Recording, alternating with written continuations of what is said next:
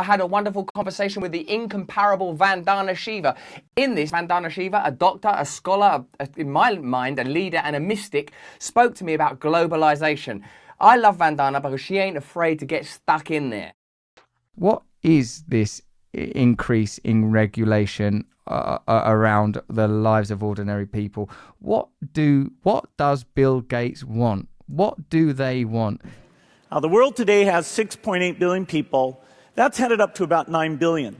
Now, if we do a really great job on new vaccines, healthcare, reproductive health services, we could lower that by perhaps 10 or 15%. Does it matter? Do you care if it's nefarious or somewhat baroque? Or do you think that this is simply economic?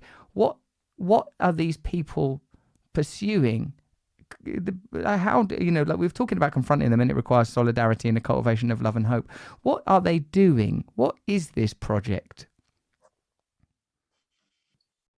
I think the project is a project of extermination, because when you destroy the life conditions of any organism, you don't put a little bit of water in the plant that needs it.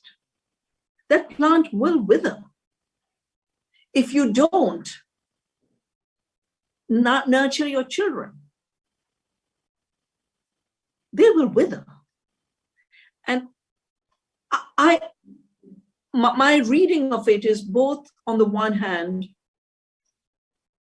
a hubris that you can be so in control of the system that the mess you're creating, you'll always be able to fix it and in fact profit from it. So there's that arrogance.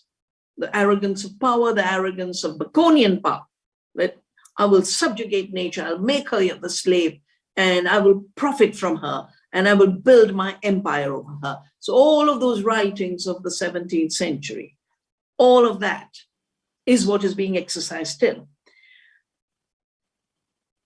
But I think there is also a deep, deep indifference and greed. Indifference in terms of saying, I don't care. Greed in terms of saying, I will take away their life support. I will take their land. It doesn't matter what happens to them. I will take their food. It doesn't matter what happens to them.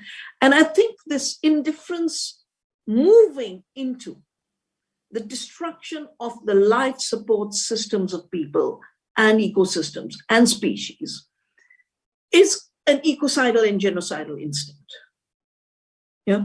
Because those are the consequences. Now, even if they're not thinking it directly in those terms, those are the consequences. I remember I did a brief once because the suicides of farmers were taking place. And, the one is you directly kill somebody. And the other is you create intentions for that, conditions for that person to die.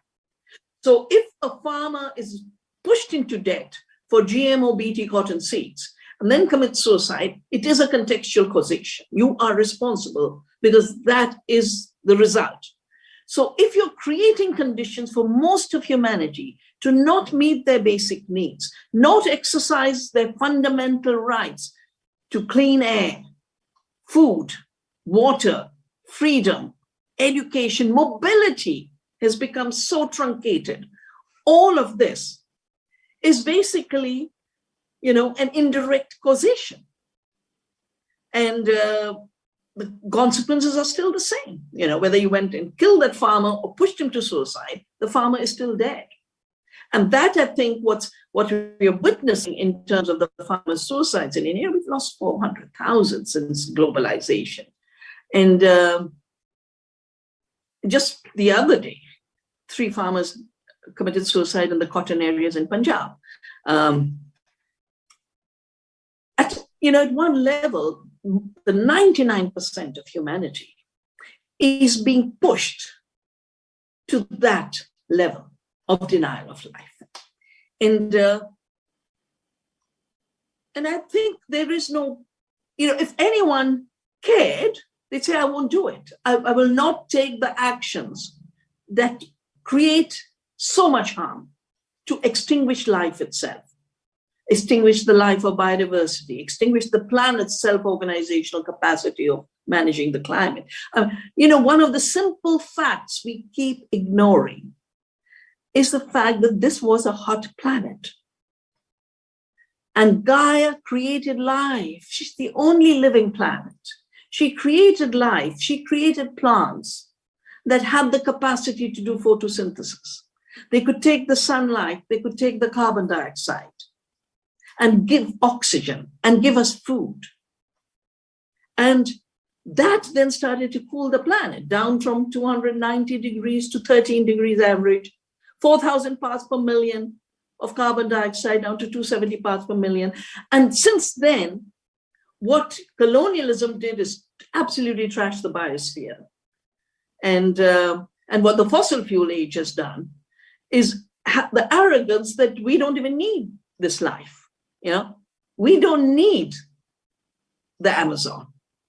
We don't need the indigenous people. And this dispensability, the idea of dispensability, is equal to the idea of extermination. That so-and-so is dispensable. And I think that's the crisis. When I say it is an extinction crisis we face, I mean it in these terms, but it is not just happening. It is being made to happen through deliberate action.